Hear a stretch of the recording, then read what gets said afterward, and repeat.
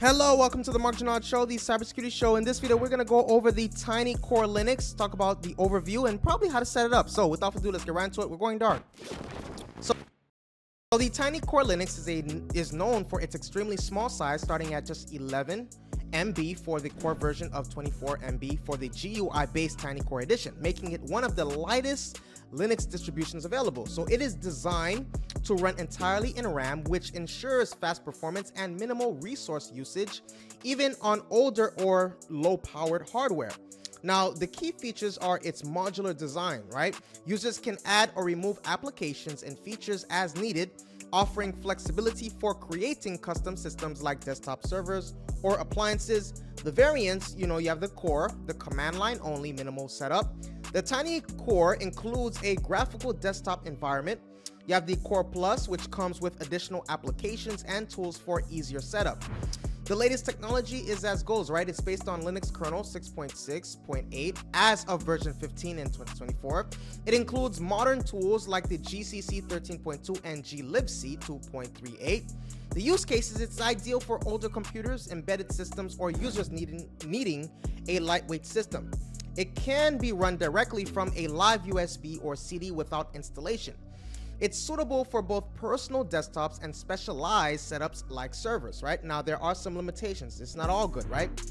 The limitations are it has a limited hardware support compared to larger distributions. There's a smaller developer and user community, which may affect support availability.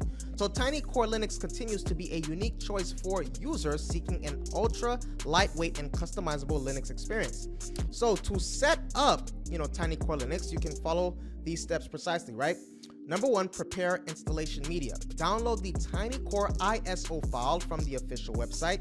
Use a tool like Rufus, Lily, or Etcher to create a bootable USB drive or burn the ISO to a CD/DVD. Boot into tinycore and insert the bootable media into your target machine and boot from it. Ensure that the BIOS/UEFI is configured to boot from the USB or CD/DVD drive. Start the installer, right? Once booted into tinycore, open the terminal and type tc install to launch the installer. If you got what you came here for, if you're liking this video so far, please take a moment to hit that subscribe button and that like button. If you're liking what you came here for, you're excited, please hit that subscribe button and the like button. So now, select installation type, right? Choose between a frugal install, which is recommended, or other options. For frugal install, select the target disk or partition. If using an existing Linux partition, you can skip formatting and bootloader installation. Now, in regards to the partition and format disk, this is if needed. Use the CF disk or another partitioning tool to create partitions. Format the partition with a Linux compatible file system like ext. Now, specify source files, right? Point the installer to the location of the core.gz and VM linux.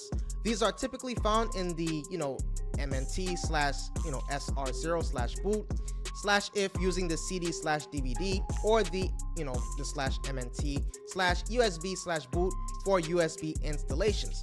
Now, configure the bootloader. This is, if required, install the grub or another bootloader. That's the bash. And Peter, you could put that code on the screen for the viewers, the mk, direct, and the, the grub and the cpusr and all of that. Please put that code on the screen. Add the following lines to the menu list, right? You have the text. Peter, you can put that code on the screen for them. Now, install extensions, right? And this is optional. Keep this in mind. This is optional. So if using the Core Plus, select additional extensions to install during setup. For tinycore, specify directories like the mnt/sr0/ the CDE for extensions. Now, complete installation, right? Click proceed in the installer interface and wait for installation to finish. Remove the installation media and reboot into tinycore Linux. Now, the post-installation configuration, configure your system as needed, right? Including setting up repositories for additional software via tceab, that's the app browser.